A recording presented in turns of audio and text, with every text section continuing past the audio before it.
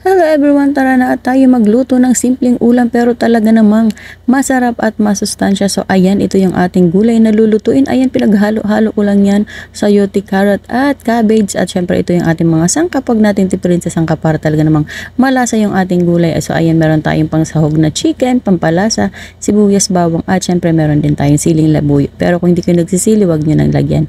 So ayan nga, at ginisa ko muna ang ating mga sangkap, sibuyas, bawang at syempre sinabay ko na rin yung ating sili kasi gusto ko talaga maanghang. At ayan, ginisa ko na rin yung ating chicken. Ayan, kasi yung mga gulay mabilis lang yan maluto, kaya kailangan palutuin muna natin yung ating chicken. So ayan, igisa-gisa na natin yan ng medyo matagal-tagal para maluto yung ating chicken. So ayan, gisa natin sa mga sangkap. At syempre nilagyan ko rin pala yan ng patis. So ayan, gisa ko muna yan sa patis kasi hindi ko na ilalagyan ng asin. So yan na yung dagdag pampalasa yung patis.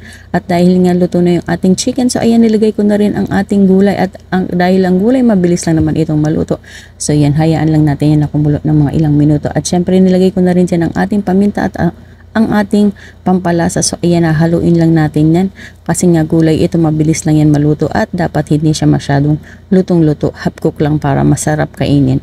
At eto na nga, ayan, kumukulo na yan. Nilagyan ko rin pala yan ng konting tubig para talaga namang meron din siyang konting sabaw. So ayan, hayaan lang natin yan kumulo hanggang sa maluto yung ating gulay. So yan.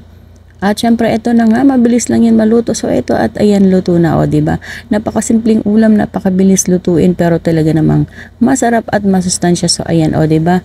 Kung titingnan nyo, talagang napakasimple lang ng lutong ito pero talaga namang masarap at malinamnam. So ayan ang aking own version, my own recipe, ang aking ginisang gulay, carrots, sayote, cabbage at syempre may konting chicken din yan. So yan ang ating ulam ideas for today. Thank you for watching everyone. So ano pang hinihintay natin? Tayo kakain na naman. Let's eat everyone.